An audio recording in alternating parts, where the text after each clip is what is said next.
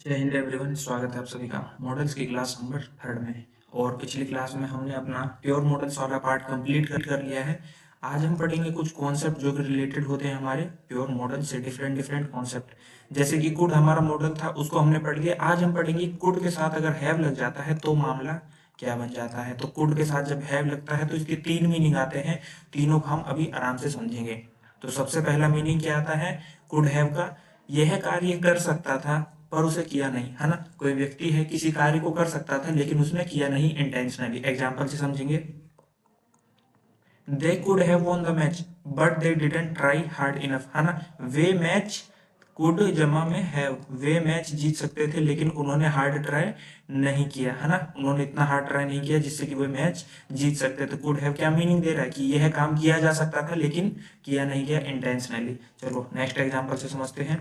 He return your purse दो he could have kept it, है ना। वह तुम्हारा पर्स को, उसने तुम्हारे पर्स को क्या कर दिया, रिटर्न कर दिया। दो, हालांकि he could have kept it, वह तुम्हारे पर्स को रख सकता था, है ना, लेकिन इंटेंशनली उसने नहीं रखा, वो काम उसने नहीं किया। तो कुड हैव का पहला मीनिंग हो गया क्लियर। चलो नेक्स्ट मीनिंग की तरफ बढ़ते हैं। नेक्स्ट मीनिंग आता है कुड हैव का, यह काम चाहकर भी नहीं कर सकता था। कोई काम है जो कि आप करना तो चाहते हैं लेकिन आप कर नहीं सकते, कुछ मजबूरी है आपकी। एग्जाम्पल से समझना। I couldn't have arrived earlier, है ना, मैं जल्दी नहीं आ सकता था। There was a terrible traffic jam, है ना, बहुत ज्यादा ट्रैफिक, टेरिबल, बहुत ज्यादा भयानक ट्रैफिक क्या था, जैम था, है ना। मैं चाह कर भी नहीं आ सकता था, अर्लियर जल्दी। तो यहाँ पे कुड हैव किसका मीनिंग दे रहा है कि ये काम चाह कर भी नहीं किया जा सकता था, है ना। चलो नेक्स्ट पे आ जाते हैं, है ना। और बेसिकली मैं बताऊं ना तो ये कुड हैव के साथ अगर आप इसको ऐसे लिख लेना,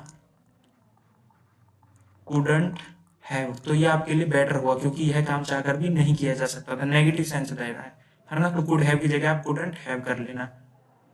नेक्स्ट एग्जांपल पढ़ते हैं। He couldn't have passed the exam even if he had studied harder, it was really really difficult exam. He couldn't have passed the exam, है ना, वो चाहकर भी एग्जाम को पास नहीं कर सकता था। If he had studied harder, अगर वो हार्ड वर्क करता और हार्ड पढ़ता और मेहनत से पढ़ता, उसके बावजूद भी वो चाहकर भी एग्जाम नहीं पास कर पाता।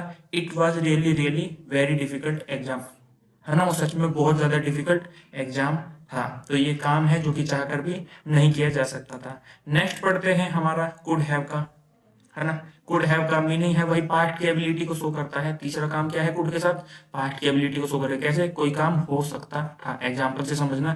दे could have won the match, वे मैच जीत सकते थे, है ना। कुड हैव का क्या मीनिंग आ रहा है यहाँ पे, वे मैच जीत सकते थे। नेक्स्ट पे आओ। आर यू क्रेजी, क्या तुम पागल हो। We could have got into an accident, है ना, हमारा एक्सीडेंट हो सकता था। तो कुड हैव का क्या मीनिंग हो रहा है कि ये काम हो सकता था। सिंपल सी बात बताऊं आपको, है ना, जब आप ऐसा कोई सेंटेंस देखो रीडिंग करते टाइम या फिर फिल इन द ब्लैंक्स, कैसे भी एग्जाम में अगर ऐसे क्वेश्चन आते हैं तो कुड हैव के आपके पास 3 ही मीनिंग आएंगे। कोई काम हो सकता था लेकिन उसे किया नहीं। दूसरा, यह काम चाहकर भी नहीं करा जा सकता था, है ना। और तीसरा, यह काम हो सकता था। तो आप ही इसको बैठ के तीनों को पढ़ना आराम से, आपको डिफरेंस क्लियर हो जाएगा क्या डिफरेंस है। अब पढ़ेंगे हम शुड हैव। कौन सा पढ़ेंगे ये, शुड हैव, जिसका मीनिंग क्या आता है, यह काम करना चाहिए था या फिर ऐसा होना चाहिए था, है ना। शुड हैव करना चाहिए था। जैसे ought to का क्या मीनिंग आ रहा था, चाहिए था, ऐसे ही शुड हैव का आता है चाहिए था, यह काम करना चाहिए था या फिर होना चाहिए था। Example number first, I should have studied harder, मुझे और हार्ड वर्क करना चाहिए था और मेहनत से पढ़ना चाहिए था। शुड हैव यहाँ पे ये मीनिंग दे रहा है। नेक्स्ट पे आओ। They should have practised more for winning the first prize, है ना, फर्स्ट प्राइज जीतने के लिए उन्हें और अधिक मेहनत प्रैक्टिस करनी चाहिए थी। शुड हैव का मतलब कोई काम ज्यादा करना चाहिए था, है ना। तो शुड हैव का ये मीनिंग आता है। नेक्स्ट पे आते हैं। नेक्स्ट है हमारे पास वुड हैव, जिसका मीनिंग आता है यह काम करना चाहिए था लेकिन किया नहीं, है ना। यह काम करना चाहिए था। देखो आपको थोड़ा बहुत कंफ्यूजिंग लग सकता है लेकिन जब आप इसको रिपीट वीडियो करके देखेंगे, ये पांचों सेंटेंसेस को एक बार लिख लेंगे ना, would have, could have, should have का क्या क्या मीनिंग आता है, तो आपको डिफरेंस क्लियर हो जाएगा विद एग्जाम्पल, है ना। वुड हैव का क्या मीनिंग आता है, यह काम करना चाहिए था लेकिन किया नहीं। एग्जाम्पल से समझना। Example number first, I would have helped you, है ना, I didn't know you need help, है ना, मुझे तुम्हारी मतलब मैं तुम्हारी मदद करना चाहता था, है ना, लेकिन मैंने किया नहीं। क्यों? Because I didn't know you need help, क्योंकि मुझे पता नहीं था कि तुम्हें मदद की जरूरत है। अगर मुझे पता होता तो मैं जरूर तुम्हारी मदद करना, यह काम करना चाहता था, है ना, चाहता था वो मदद करना, लेकिन किया नहीं क्योंकि उसे पता ही नहीं था कि तुम्हें मदद की जरूरत है। नेक्स्ट पे आओ, I would have called you, है ना, मैंने तुम्हें कॉल किया होता, but I didn't know your number, है ना, मैं तुम्हें कॉल करना चाहता था लेकिन मैं तुम्हारा नंबर नहीं जानता था। तो यहाँ पे ये 5 जो मीनिंग है, कुड हैव के 3 मीनिंग, शुड हैव का 1 मीनिंग और वुड हैव का 1 मीनिंग और, है ना।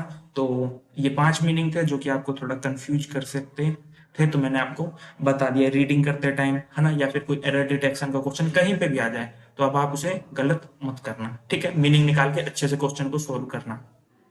चलो, अब जो हमारा एक दिक्कत आ रही थी बार बार, क्या चीज की दिक्कत आ रही थी? परमिशन मॉडल की, है ना। परमिशन देने का काम हमारा कुड भी कर रहा था, मे भी कर रहा था, कैन भी कर रहा था। तो तीनों में डिफरेंस क्या है थोड़ा सा समझ लेते हैं। तो कुड जो है ना, कुड कुड जो है सबसे ज्यादा रिस्पेक्टफुल माना जाता है और सबसे पोलाइट वे माना जाता है किसी से कुछ पूछने का, है ना। Could you please do this for you, do this for me, क्या आप ये मेरे लिए कर सकते हैं? तो यहाँ पे कुड अगर आप लगाएंगे तो आप कुड मॉडल से क्या शो कर रहे हैं? बहुत ज्यादा रिस्पेक्ट शो कर रहे हैं, एक पोलाइट वे में बोलने की कोशिश कर रहे हैं कि आप मेरे लिए ये काम कर देंगे, है ना। नेक्स्ट आ जाता है आपके पास में, जो कि परमिशन लेने का काम करता है और ये one of the most appropriate model होता है जो कि एग्जाम में सही रहता है ना। मे जो है आपका परमिशन लेने का काम करता है और सबसे ज्यादा अप्रोप्रिएट माना जाता है। जब आपको हिंट ना मिले कि पोलाइट वे की बात हो रही है, नॉर्मल वे की बात हो रही है, तो आप वहां पे मे का यूज करेंगे। नेक्स्ट आ जाता है आपका कैन, है ना, ये आपका कैजुअल टॉक में यूज होता है, जनरली हम स्पोकन में यूज करते हैं, है ना। देखना जरा, अगर आपके सेंटेंस में मे भी है, कैन भी है, तो आप हमेशा मे का यूज करेंगे क्योंकि ये मोस्ट अप्रोप्रिएट एग्जाम में है। कैन का यूज तो हम कैजुअल, है ना, जो हमारी इनफॉर्मल बातचीत होती है ना दोस्तों वोस्तों में, है ना, या फिर अपने एज के लोगों से, है ना, अपने क्लासमेट्स वगैरह से, तो उनमें हम स्पोकन में बोल देते हैं कैन का यूज, लेकिन एग्जाम में आपको मे का ही यूज करना है। अब क्वेश्चन आता है अगर मे ना आए तो मे नहीं आएगा तब आपको कैन का यूज करना है। थोड़े क्वेश्चन सोल्व कर लेते हैं, 2 क्वेश्चन लाया हूं, ज्यादा नहीं, है ना। तो उन क्वेश्चन को अगर आप सोल्व करेंगे तो आप जरूर समझ जाएंगे क्या डिफरेंस है इनमें। एक बार और थोड़ा सा रिवीजन करवाना चाहूंगा। कुड सबसे पोलाइट वे होता है, मे मोस्ट अप्रोप्रिएट होता है एग्जाम में, और कैन हम स्पोकन में यूज करते हैं, है ना। रेयर ही चांस है कि हमारे पास कि हम एग्जाम में कैन का यूज करते हैं। चलो पढ़ो जरा question number first. My friend, मेरे दोस्त, blank I take your pen, है ना, क्या मैं तुम्हारा पेन ले सकता हूं? बताओ उसमें could, may, can, not, none of these कौन सा आएगा? तो मेरे दोस्त, क्या मैं तुम्हारा पेन ले सकता हूँ, है ना। तो जब आप दोस्त से बोलते हैं तो आप कैजुअल बोल सकते हैं, सबसे ज्यादा अप्रोप्रिएट यहाँ पे क्या होगा? मे होगा, क्योंकि यहाँ पे आपको ये नहीं पता चल रहा कि ये बहुत ज्यादा पोलाइट वे की बात कर रहा है। इस सेंटेंस को पढ़ के कहीं पे भी हमें ऐसी फीलिंग नहीं आ रही, ऐसा कहीं भी पढ़ के नहीं लग रहा कि यहाँ पे पोलाइट वे की बात करी जा रही है। दोस्त से बात कर रहा है तो मैं टेक योर पेन, क्या मैं तुम्हारा पेन ले सकता हूँ, ठीक है। अब बात आती है सर, आपने बोलता है कि दोस्त दोस्त से बात करते हैं, क्लासमेट से बात करते हैं तो कैन का यूज करते हैं, लेकिन कैन का यूज हम किस में करते हैं? कैन का यूज हम स्पोकन में करते हैं, है ना। जब तक हमारे सेंटेंस में ऑप्शन में मे आता है तो हम मे को टिक करेंगे क्योंकि ये मोस्ट अप्रोप्रिएट माना जाता है एग्जाम में, है ना। कैन का यूज हम सिर्फ जब करेंगे जब यहाँ पे मे ना हो। आगे समझ में? तो यहाँ पे मे आपका करेक्ट आंसर है और कुड हमारा वैसे ही गलत हो गया। क्यों? क्योंकि हम यहाँ पे पोलाइट वे की बात नहीं कर रहे, इस सेंटेंस को कहीं पे भी पढ़ के नहीं पता चल रहा कोई पोलाइट वे की बात हो रही है। नेक्स्ट क्वेश्चन पढ़ना, my friend blank I take your pen please, है ना, मेरे दोस्त, क्या मैं तुम्हारा पेन ले सकता हूँ प्लीज। अब बताओ मुझे यहाँ पे कौन सा मोस्ट अप्रोप्रिएट आंसर होगा? तो यहाँ पे मोस्ट अप्रोप्रिएट होगा आपके पास कुड। इस वर्ड प्लीज को पढ़ के पता लग रहा है कि यहाँ पे रिक्वेस्ट की बात करी जा रही है, एक पोलाइट वे में मांगने की कोशिश करी जा रही है ना, रिस्पेक्टफुल तरीके से, क्या मैं तुम्हारा पेन ले सकता हूँ प्लीज। तो यहाँ पे आप किसका यूज करेंगे? कुड का। कैन आपका स्पोकन में, मैं आपका मोस्ट अप्रोप्रिएट होता है एग्जाम में, लेकिन यहाँ पे पोलाइट वे की बात कर रहा है ये वर्ड प्लीज, तो हम यहाँ पे कुड का यूज करेंगे। तो मे भी आपका गलत हो जाएगा और कुड आपका सही हो जाएगा, ठीक है। तो चलिए बढ़ते हैं। ऐसे ही पॉसिबिलिटी के लिए हमारे पास दिक्कत आ रही थी ना, बहुत सारे मॉडल हमारे पास ऐसे थे जो कि पॉसिबिलिटी को शो कर रहे थे। चलिए उसका भी खात्मा करते हैं। पॉसिबिलिटी मॉडल्स, कौन कौन से मॉडल पॉसिबिलिटी को दिखाते हैं? सबसे पहला होता है हमारे पास मस्ट, दूसरा होता है हमारे पास में, तीसरा होता है माइट, और चौथा होता है हमारे पास कुड। ये मैंने ऑर्डर में लगाए हुए हैं, देखना जरा। मस्ट क्या दिखाता है? कंपल्सन को दिखाता है। जब कोई चीज कंपल्सन को दिखाती है और उससे पॉसिबिलिटी दिखाई जाए तो क्या दिखाएगी? वेरी स्ट्रॉन्ग पॉसिबिलिटी, सबसे हाई पॉसिबिलिटी होती है। जैसे कि कोई सामान 5,000 का मिलता है, आपका दोस्त 1,000 का ले आया, तो आप क्या बोलेंगे? It must be cheap item as it is very cheap, it must be the worst item as it is very cheap, है ना, क्योंकि ये बहुत सस्ता है, ये मस्ट यानी पॉसिबिलिटी मेरी हाई है कि पक्का एक खराब आइटम होगा, तो यहाँ पे आपकी पॉसिबिलिटी क्या है, बहुत ज्यादा हाई है। मे का यूज करते हैं आप स्ट्रॉन्ग पॉसिबिलिटी को शो करने के लिए, कहाँ पे यूज करते हैं, स्ट्रॉन्ग पॉसिबिलिटी को शो करने के लिए, अभी मैं आपको थोड़ा समझाऊंगा। और माइट का यूज करते हैं हम स्ट्रॉन्ग में से, जो जिसमें कम पॉसिबिलिटी रहती है, वैसे कुड रहता है हमारे पास सबसे कम पॉसिबिलिटी दिखाने के लिए। जैसे कि मैं आपको बताऊं कि सीट के नीचे बम है, प्लीज चेक कर लीजिए, है ना, अनाउंसमेंट हो रही है ना, आप थिएटर सिनेमा हॉल में बैठे हैं या कहीं पॉलिटिशियन आया पड़ा है, आप लोग वहाँ चेयर वगैरह बैठे, तो वहां पे कूट लगा के बोला जाए, ये नहीं बोला जाए देयर मस्ट बी ए बम, वहां पक्का बम होगा, उठ जाओ, नहीं तो उठ जाओ, ऐसा कुछ नहीं होगा। आगे समझ में, तो मस्ट जो है ना आपका दिखाता है कि भाई मामला 90 से 95% है ना, कि it must be the worst item.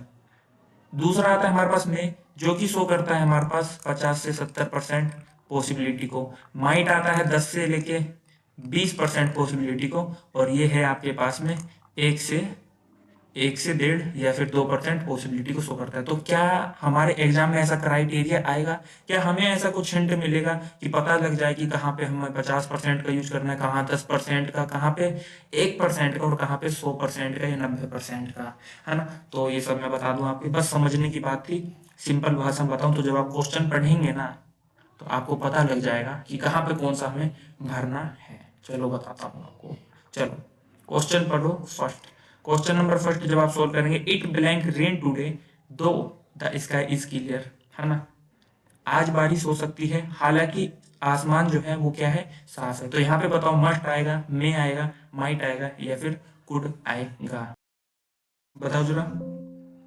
तो सूत्रों के मुताबिक ये पता चलता है कि अगर आसमान क्लियर है, अगर आसमान क्या है, क्लियर है, तो बारिश होने की संभावना क्या होगी, कम होगी।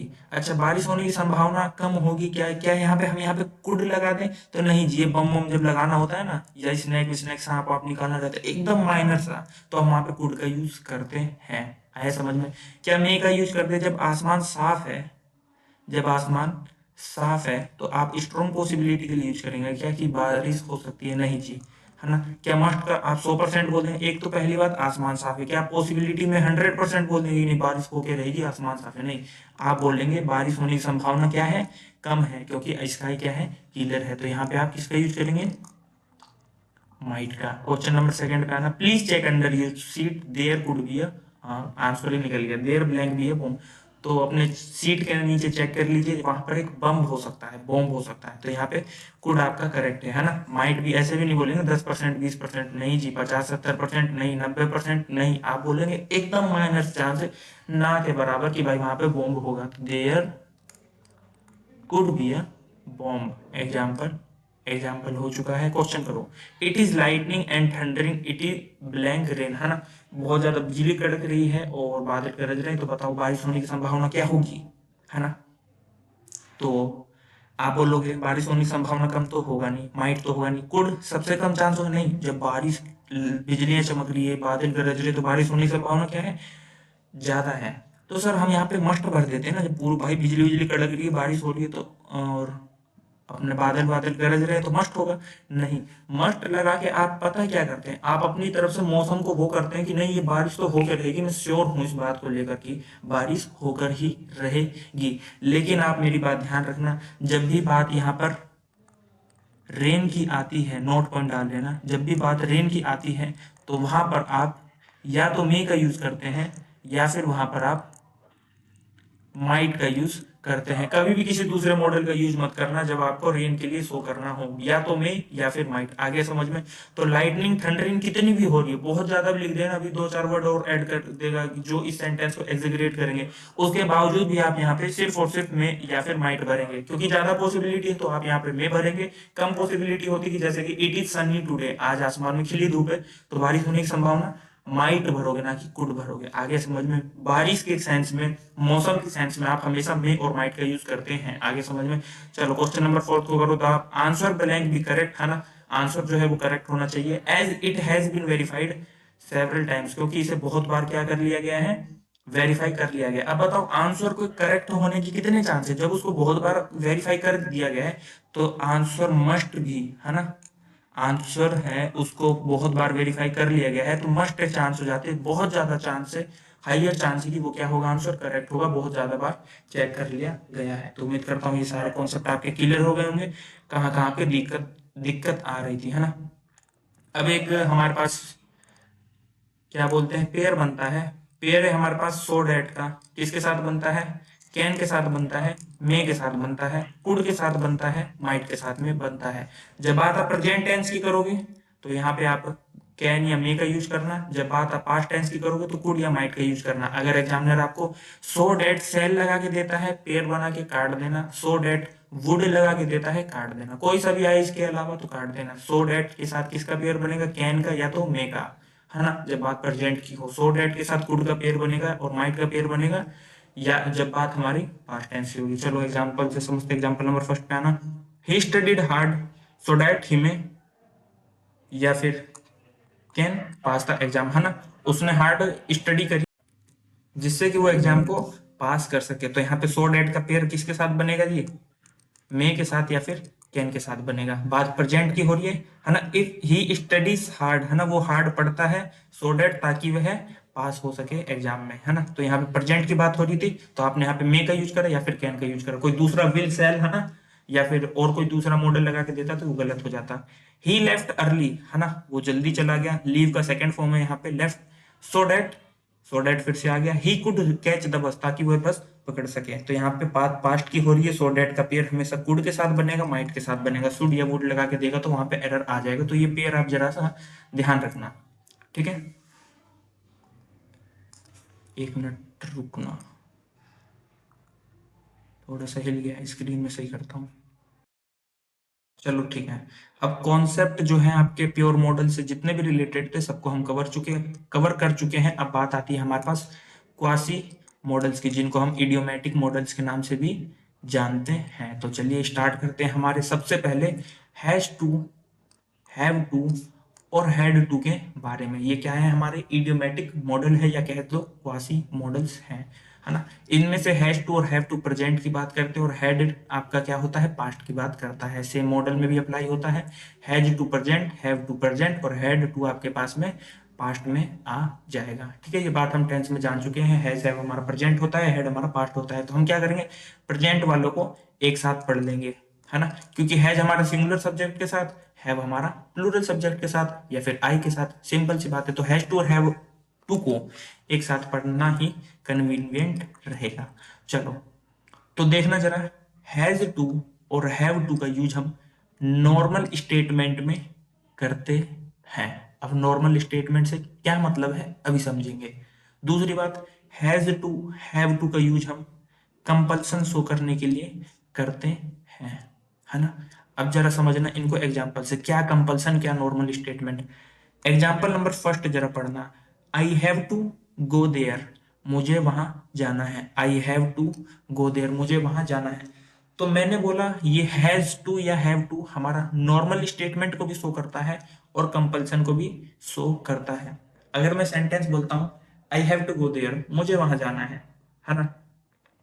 मान के चलो आपका दोस्त बोलता है, किसी एरिया का नाम लेता है, बोलता है कि भाई भाई वो दिल्ली में वो चांदनी चौक कहाँ पड़ेगा, है ना। मान के चलो आपका दोस्त आपसे पूछता है तो कि दिल्ली में चांदनी चौक कहाँ पड़ेगा, तो बोलेगा तेरे को क्या काम है, तो क्या बोलेगा, I have to go there, मुझे वहां जाना है। तो ये क्या है, एक नॉर्मल स्टेटमेंट है। ऑन द अदर हैंड, दूसरी तरफ आप इसको ऐसे भी बोल सकते हैं, है ना, कि चांदनी चौक जाके क्या करेगा। आप अगर उससे ऐसे बोलते हैं चांदनी चौक जाके क्या करेगा, तो वही सेंटेंस को ऐसे भी बोल सकते, I have to go there, मुझे वहां जाना है ना। I have to go there, मान के चलो कोई इमरजेंसी है ना, तो वो कह रहा है कि मान के चलो मेरे को राजू के घर जाना है, तो बोलेगा राजू के घर जाके I have to go there, मुझे वहां जाना है। ये बात कंपल्सन की भी हो सकती है, यानी आपका हैज टू और हैव टू दोनों नॉर्मल स्टेटमेंट के लिए भी यूज होता है, कंपल्सन के लिए भी यूज होता है। ये जो सेंटेंस है I have to go there, ये नॉर्मल सेंटेंस, नॉर्मल बात बोलने के लिए भी यूज हो सकता है, कंपल्सन को शो करने के लिए भी यूज हो सकता है। अच्छा, कंपल्सन की जब बात आ जाती है तो एक मॉडल है हमारे पास जो कंपल्सन को शो करता है, वो है हमारे पास मस्ट। यानी इस सेंटेंस को मैं ऐसे भी लिख सकता हूं, आई मस्ट गो देयर, मुझे वहां जाना है, आई मस्ट गो देयर, मुझे वहां जाना है। ये बात कंपल्सन की आएगी। अब डिफरेंस समझना, I have to go there जब आप पढ़ते हैं तो समझ जाना बात या तो नॉर्मल हो रही है या तो कंपल्सन हो रही है। लेकिन आई मस्ट गो देयर बोलता है ना, आई मस्ट गो देयर बोलता है तो वहां पे सिर्फ कंपल्सन की बात होती है, नॉर्मल बात नहीं होती है। हैव टू दोनों सेंस देता है, नॉर्मल भी और कंपल्सन भी। मस्ट केवल कंपल्सन को शो करता है ना। नोट पॉइंट वाली बात आपके पास ये है, जब भी आपके पास हैज टू और हैव टू हो, है ना, और आपको कंपल्सन को शो करना हो तो वो किसके इक्वल आ जाता है हमारे पास, मस्ट के इक्वल आ जाता है। जब बात हमारी कंपल्सन की होती है तो हैज टू हैव टू हमारे मस्ट के इक्वल हो जाते हैं। आगे समझ में, मान के चलो आपको पैराग्राफ लिख रहे हैं, है ना, और उसमें आपको एक जगह ऐसा सेंटेंस मेंशन करना है कि मुझे वहां जाना है ना, और वो सेंटेंस आपको कंपल्सन की सेंस में मेंशन करना है, तो आप वहां पे हैज टू हैव टू का यूज कर लो या फिर मस्ट का यूज कर लो, दोनों आपकी सेम है ना। वहीं अगर आप एक पैराग्राफ लिख रहे हैं जिसमें आपको I have to go there वाला सेंटेंस एक नॉर्मल स्टेटमेंट की तरह लिखना है, तो आप वहां पे सिर्फ I have to go there लिखेंगे, ना कि आई मस्ट गो देयर। आगे समझ में, चलो आगे बढ़ते हैं हेड टू की तरफ। नेक्स्ट आ जाता है हमारे पास हेड टू। हेड टू जो है हमारे पास नॉर्मल स्टेटमेंट के लिए यूज होता है, ठीक उसी तरीके से ये हमारा कंपल्सन के लिए भी यूज होता है। एग्जाम्पल से समझना जरा, I had to go there, मुझे वहां जाना था, है ना। ये कैसी बात कर रहा है, नॉर्मल भी कंपल्सन भी। मान के चलो मैं दो टोन में बोलता हूँ इस सेंटेंस को, I had to go there, मुझे वहां जाना था, है ना। बोला यार वहां क्या करने गया था, इतनी जल्दी भाग के क्यों गया, I had to go there, मुझे वहां जाना था। ये बात कैसी दिखा रहा है, कंपल्सन की, है ना। और बोल रहे यार वहां क्या करने गया था, I had to go there, यार मुझे जाना था वहां पे, है ना। यानी ये बात नॉर्मल भी हो सकती है, कंपल्सन भी हो सकती है। आगे समझ में, अब देखना जरा, हमने वहां पे क्या करा था, देखना, I have to go there को हमने आई मस्ट गो देयर लिख दिया था, लेकिन I had to go there को हम आई मस्ट गो देयर नहीं लिख सकते। ये क्या है, रॉन्ग स्टेटमेंट है, रॉन्ग सेंटेंस है आपका पास्ट के लिए, पास्ट स्टेटमेंट के लिए आपका रॉन्ग सेंटेंस है। क्यों, देखो, मे हो गया, कैन हो गया, विल हो गया, सेल हो गया, एक तरीके से ना प्रेजेंट की कैटेगरी में ट्रीट करा जाता है। ठीक उसी तरीके से मॉडल मस्ट है ना आपका, इसको भी प्रेजेंट की कैटेगरी में ट्रीट करा जाता है। वहीं दूसरी तरफ कुड हो गया, वुड हो गया, शुड हो गया, इन्हें पास्ट की कैटेगरी में वो करा जाता है। क्योंकि जैसे मान के चलो, कैन के हमारे पास कुड तो है, विल का वुड तो है, सेल का शुड तो है, मे का माइट तो है, लेकिन मस्ट का हमारे पास में कोई भी ऐसा मॉडल दूसरा नहीं है जो कि बताए कि भाई मस्ट हमारा पास्ट में हो गया है। कोई भी ऐसा मॉडल नहीं है जो हमें बता रहा है कि पास्ट, मस्ट का पास्ट हो गया। हम लोग पता है मस्ट को ना केवल और केवल प्रेजेंट कंसिडर करके चलते हैं। आई मस्ट गो देयर अगर मैं बोलता हूं तो कोई भी पता है क्या समझेगा, कि मुझे वहां जाना है और ये बात मैं प्रेजेंट में कह रहा हूं। यानी सिंपल भाषा में समझो, सिंपल भाषा में फिर से, आई ये जो है ना हैड टू, नॉर्मल स्टेटमेंट को भी शो करता है, कंपल्सन को भी शो करता है ना। एग्जाम्पल में आपने पढ़ा I had to go there, मुझे वहां जाना था, मुझे वहां जाना था, दोनों टोन आ रही है। लेकिन आप इस सेंटेंस को आई मस्ट गो देयर नहीं लिख सकते, क्योंकि मस्ट को हम प्रेजेंट ट्रीट करके चलते हैं। नोट पॉइंट वाली बात क्या है, जब भी बात कंपल्सन की आएगी तो आप हैड टू को मस्ट की इक्वल नहीं कर सकते, क्योंकि ये बात प्रेजेंट की आ जाएगी, है ना, क्योंकि बात यहाँ पे प्रेजेंट की आ जाएगी। आपको अगर कंपल्सन शो करना है पास्ट में तो आप हमेशा हैड टू का ही यूज करेंगे, और नॉर्मल स्टेटमेंट यूज करना है तो आपको हैड टू का तो यूज करेंगे ही करेंगे। सिंपल सी बात थी, ये था कंक्लूजन वाला बात, है ना। कंक्लूजन में आपको बता देता हूँ जरा सा, उम्मीद करता हूँ आपको समझ में आ गया होगा। ये रॉन्ग हो जाता है पास्ट के लिए, क्योंकि मस्ट को हम प्रेजेंट ट्रीट करके चलते हैं। कंक्लूजन वाली बात बता देता हूँ, जब बात हम प्रेजेंट टेंस की करेंगे, है ना, जब बात हम प्रेजेंट की करेंगे तो हैज टू हैव टू को मस्ट के इक्वल कर सकते हैं। जब बात पास्ट की करेंगे तो हैड टू को मस्ट के इक्वल नहीं कर सकते। जब हमारी बात किसकी आए, एक बात और लिख ले आते हैं, जब बात हमारी कंपल्सन को शो करने की हो, है ना, कि ये काम कंपल्सरी ही है हमारा। तो ये था हैज टू, हैव टू और हैड टू, है ना। थोड़े से मॉडल बच गए हमारे पास। नेक्स्ट मॉडल है हमारे पास बी एबल टू। यहाँ पे बी आपकी सारी फॉर्म होती है, इज, एम, आर, वाज पर, है ना, पांचों आपकी फॉर्म आ जाती है। Is able to, am able to, was able to, were able to, are able to, ऐसे है ना।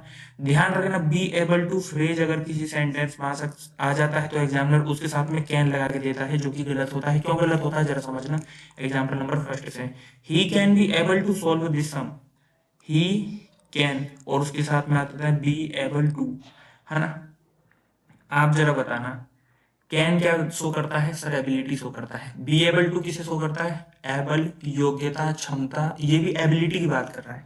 एबिलिटी को शो करने के लिए आप एक सेंटेंस में दो दो मॉडल का यूज नहीं करेंगे। एक मॉडल ये हो गया आपका इडियोमेटिक, एक मॉडल ये हो गया हमारे पास कौन सा प्योर मॉडल हो गया। एक सेंटेंस में एबिलिटी को शो करने के लिए आप दो दो मॉडल का यूज नहीं करेंगे, ये क्या है आपका ज्यादा हो जाएगा एक। तो यहाँ पे आप पता है क्या करेंगे, यहाँ पे आप किसी एक को हटा देंगे, है ना, वहां पे वो आपको ए बी सी लगा के देगा, आपको टिक मार देना है उस एरर, उस पार्ट में जिसमें आपको एरर मिलता है। ये सेंटेंस आपका गलत है। अगर आपको सेंटेंस को सही बनाना है तो आप क्या लिखेंगे, ही बी का बना दिया कोई सा फॉर्म जो कि ही के हिसाब से आया है, is he is able to solve this sum, है ना, वो इस सोल्व सम को सोल्व करने के योग्य है, उसकी क्षमता है। तो या तो आप इस सेंटेंस को ऐसे लिखेंगे, अदरवाइज आप इस सेंटेंस को ऐसे लिखेंगे, ही कैन सोल्व दिस सम, कि वे इस सम को सोल्व कर सकता है। दोनों जगह बात योग्यता की हो रही है ना। या तो आप इज एबल टू या बी एबल टू कह लो, है ना, या तो आप कैन का यूज, दोनों में से किसी एक मॉडल का यूज करेंगे जो कि एबिलिटी को शो करता है। दोनों अगर किसी सेंटेंस में आता है जैसे कि पहला सेंटेंस,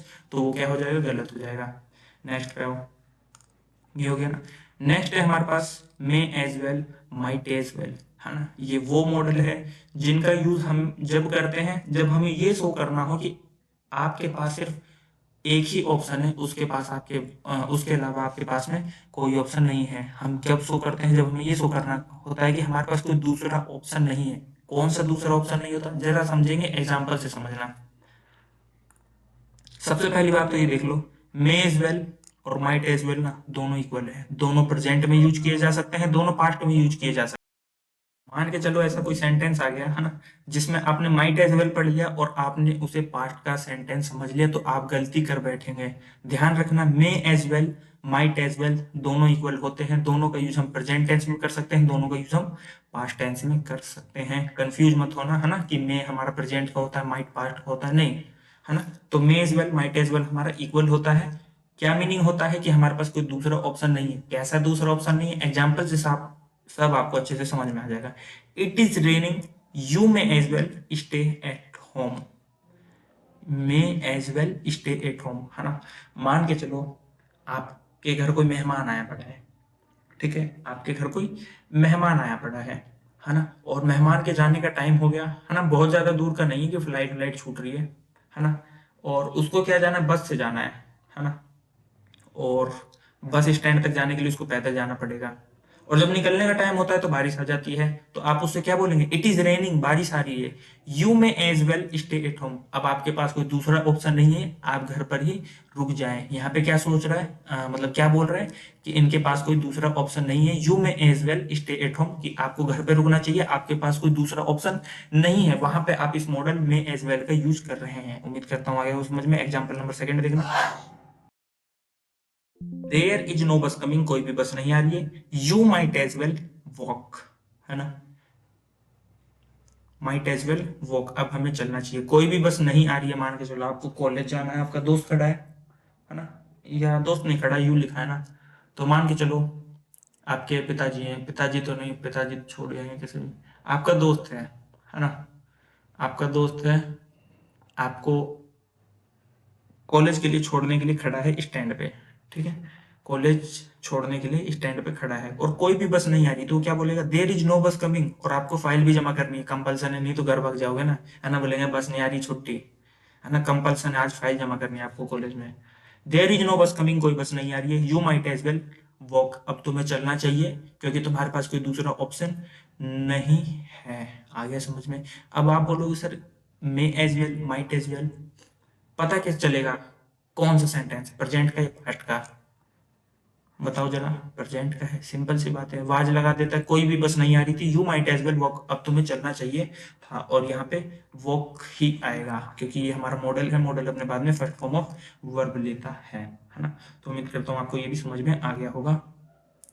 अब आ जाते हैं हमारी लास्ट स्लाइड पे, है ना, जो कि शो करता है हमारा हेड बेटर को। हेड बेटर हमारा एक इडियोमेटिक मॉडल है ना, जिसका मीनिंग आता है यू शुड डू इट, तुम्हें इसे करना चाहिए, अदरवाइज रिजल्ट में भी नेगेटिव, है ना, वरना इसके परिणाम बुरे होंगे।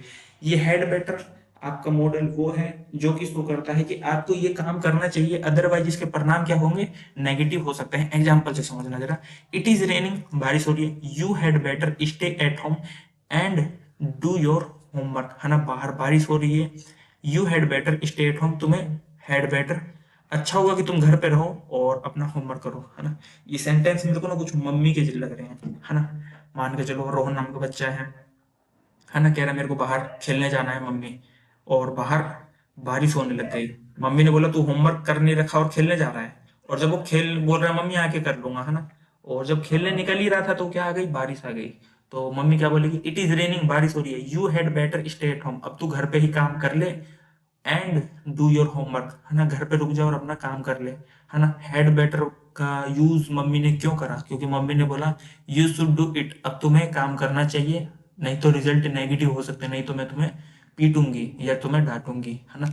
तो वो रिजल्ट नेगेटिव हो सकते हैं, तो मम्मी जी ने यहाँ पे हैड बेटर मॉडल का यूज करा। चलो नेक्स्ट पे आ जाओ, you had better not be late for the morning, क्या होगा, फॉर द मॉर्निंग था क्या, मीटिंग था, मीटिंग।